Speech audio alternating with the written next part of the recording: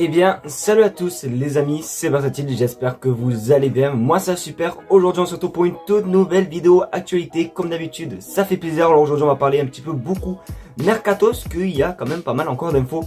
Mercato, vous allez voir de vous-même juste avant. N'hésitez pas à vous abonner, on tente les 20 000 abonnés avant janvier 2023. Je sais que vous pouvez le faire, donc du coup n'hésitez pas à vous abonner, c'est gratuit et ça fait plaisir. Et aussi juste avant, n'oubliez pas la vidéo sponsorisée par Imisfoot, qui est tout simplement un site qui vend des maillots pour les femmes, pour les hommes, pour les enfants. Vous avez tous les maillots du Barça, même tous les maillots des clubs et des magnifiques maillots rétro à seulement une vingtaine d'euros. En plus, les maillots sont d'une qualité vraiment incroyable et en plus, c'est bientôt Noël. Donc du coup, vous avez un bon petit plan car vous avez 10% de réduction avec le code BC. Donc là, les gars, si vous n'allez pas faire un petit tour, je comprends pas. Donc du coup, n'hésitez pas à aller faire un petit tour. Je vous mets tout les infos en description. J'arrête de parler, on passe l'intro et on commence la vidéo.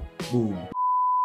Comme d'habitude, on commence par une info assez sympathique. Regardez sur votre écran, le Barça est le club européen qui compte plus de joueurs à la Coupe du Monde. Et ça, honnêtement, en vrai, je sais pas quoi en penser, mais ça fait toujours plaisir parce que ça prouve que le Barça est toujours un très grand club malgré malheureusement les résultats en Ligue des Champions. Mais voilà, on peut pas oublier que le Barça est toujours l'un des meilleurs clubs du monde et qu'on a voilà même les meilleurs joueurs du monde. Donc forcément, ils vont à la Coupe du Monde. Donc du coup, c'est cool de voir que le Barça peut rivaliser sur ça. Et franchement, moi, je kiffe.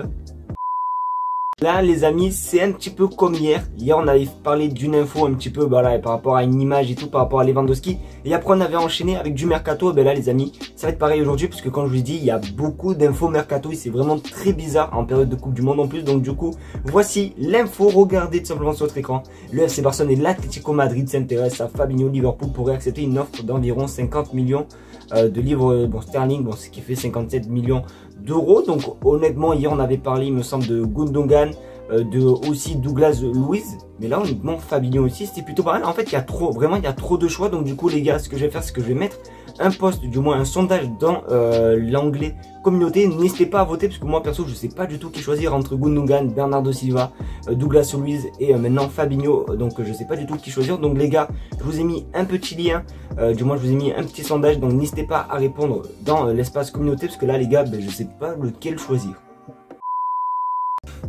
Les gars, vous vous en souvenez de ça?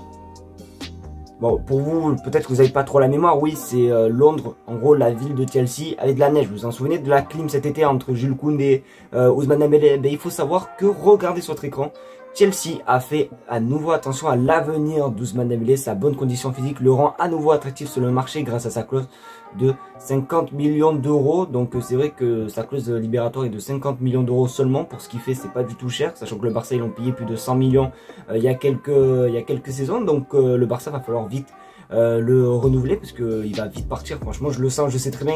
C'est comme sur FIFA, je sais pas si vous voyez en carrière manager, t'as toujours des clubs qui te font des coups de pute. Et j'ai peur que Chelsea fasse pareil, mais tranquille, parce que j'ai vu que le Barça serait encore rentré en contact avec Ousmane Dembélé pour reprolonger, parce qu'il me semble que c'était un contrat de 2 ans seulement qu'il a prolongé Ousmane Dembélé. Donc forcément ils veulent un petit peu le renouveler à l'avenir. Donc du coup j'espère quand même qu'ils vont enlever cette clause libératoire qui est pour moi très bidon et qui fait très peur, parce que j'ai pas envie de me choper un seum par Chelsea, hein. Voilà, je vous mets l'image encore de la neige. Donc du coup j'espère que tout va bien se passer, que Ousmane Dembélé va rester au FC Barcelone. Les gars, on arrive à une info vraiment que je comprends pas, car regardez sur votre écran, le Barça s'intéresse à Benjamin Pavard, mais le joueur ne veut pas jouer arrière droit. C'est l'une des raisons pour laquelle il veut quitter le Bayern Munich. Alors le Barça s'intéresse à Benjamin Pavard, c'est bien, c'est une bonne idée.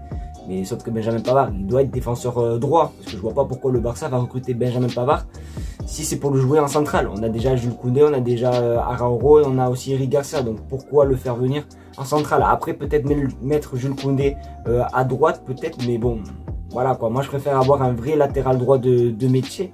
Genre par exemple Alexander-Arnold ou même Frimpong, parce que vous avez été nombreux la dernière fois en commentaire à me sortir des jeunes latéral droit qui vous intéressent. Donc du coup pourquoi pas aller les voir eux et pas Benjamin Pavard, parce que s'il quitte le Bayern Munich c'est pas pour jouer latéral droit, donc ça sert strictement à rien.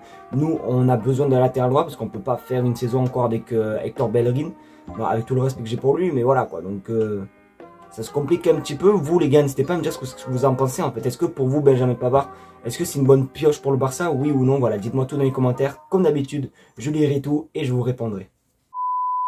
Voilà les amis, c'est malheureusement déjà la fin de cette vidéo. J'espère qu'en tout cas, elle vous aura plu. C'est le cas, comme d'habitude, le petit pouce bleu, l'abonnement et le partage et surtout l'abonnement. N'oubliez pas de vous abonner les gars, très important aussi. N'oubliez pas d'aller faire un petit tour du côté de chez eMissFoot les amis, tous les liens en description. J'arrête de parler, merci à vous et on se retrouve peut-être demain pour une nouvelle vidéo. Je vous tiendrai au jus, donc bisous à vous et à plus tard les gars.